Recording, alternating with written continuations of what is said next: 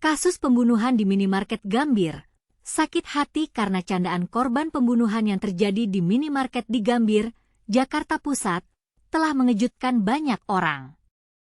Pria berinisial SZ, 25, menusuk rekan kerjanya, SY, 21, hingga tewas. Motif pelaku membunuh korban karena sakit hati dengan ucapan korban yang dianggap tidak mengenakan. Peristiwa penusukan ini terjadi pada Senin 9 September dini hari di gudang minimarket tempat mereka bekerja. Korban SY berteriak saat ditikam berkali-kali oleh pelaku SZ. Saksi yang mendengar suara teriakan korban melihat ke gudang dan melihat korban sudah dalam kondisi tengkurap dengan banyak darah dan meminta tolong. Polisi telah menetapkan SZ sebagai tersangka dan menahan atas kasus pembunuhan terhadap rekan kerjanya. Diduga SZ juga sudah melakukan perencanaan untuk membunuh korban.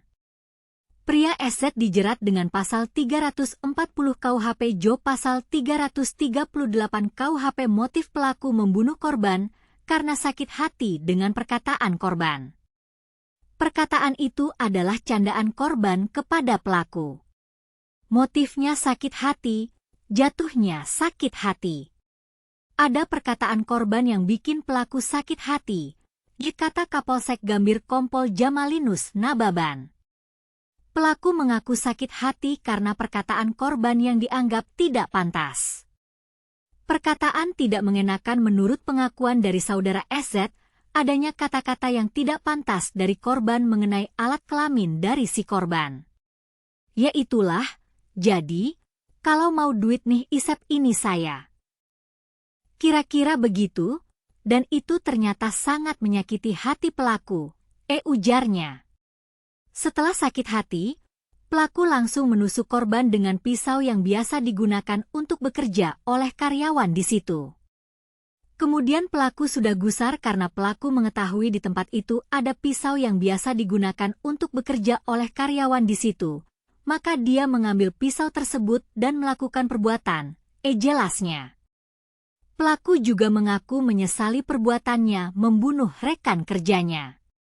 Saya minta maaf kepada keluarga korban. Saya sangat menyesal telah menghilangkan nyawa, kata SZ dalam jumpa pers. Tersangka SZ pun mengaku siap menerima hukuman atas ulah kejamnya tersebut. Siap bertanggung jawab secara hukum, ujarnya. Pria SZ dijerat dengan pasal 338 soal pembunuhan dan terancam 15 tahun penjara. Polisi juga mengungkap fakta di balik kasus penusukan yang menewaskan SY. Pelaku ternyata sudah merencanakan aksi kejinya itu. Perencanaannya menurut analisis kami setelah dia, korban, menyampaikan perkataan yang tidak mengenakan hati ke pelaku, di hari itu juga, pelaku menusuk korban, kata Kapolsek Gambir Kompol Jamalinus Nababan. Sebelum melakukan penusukan terhadap korban, pelaku sempat mengotak-atik CCTV untuk mengaburkan perbuatannya. Setelah kita lakukan pemeriksaan awal dari CCTV, pelaku ini mengaku mengondisikan tersebut agar CCTV ini tidak melihat ke arah mereka. Tadi kita sama-sama ingat bahwa dia pernah kerja di situ. Jadi paham betul tempat itu, kata Jamalinus. Pelaku lantas mengambil pisau yang ada di lokasi dan melakukan penusukan terhadap korban. Pelaku sudah gusar dengan candaan korban.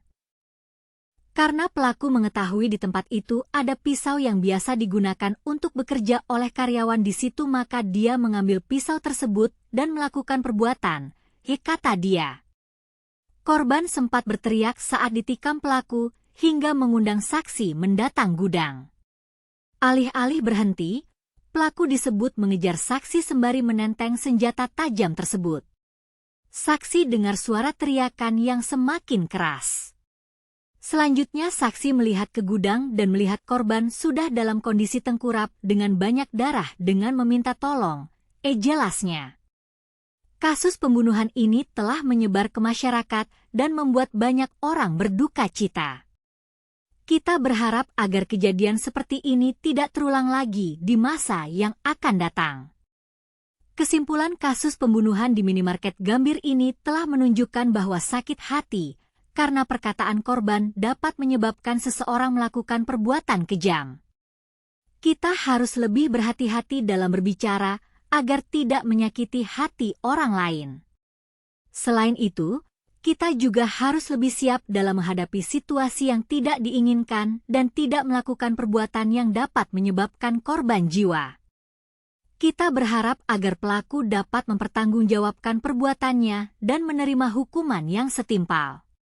Kita juga berharap agar korban dapat dikenang dengan baik dan keluarga korban dapat menerima kondisi ini dengan sabar. Dalam kasus ini, kita dapat belajar bahwa komunikasi yang baik dan tidak menyakiti hati orang lain sangat penting dalam mencegah konflik dan perbuatan kejam. Kita harus lebih peduli dengan orang lain dan tidak melakukan perbuatan yang dapat menyebabkan korban jiwa.